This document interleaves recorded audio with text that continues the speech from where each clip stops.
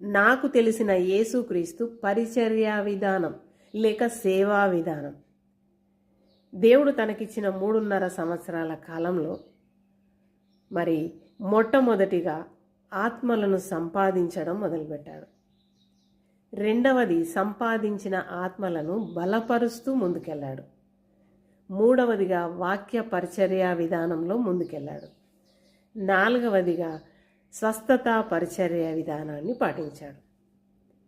మరి ప్రస్తుతము సేవ చేస్తున్నాం అనేవాళ్ళు యేసయ్య విధానాలను ప్రక్కన పెట్టి సొంత వాటిని క్రియేట్ చేసుకుంటూ సచిత్తాన్ని నెరవేర్చుకుంటూ మేము సేవ చేస్తున్నామనే భ్రమలో ముందుకెళ్తున్నారు.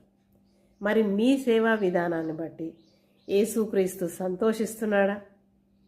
మీ సేవా విధానాన్ని బట్టి దేవుడు మిమ్మల్ని ఆశీర్వదించాడా? ఒకసారి ఆలోచిద్దాం.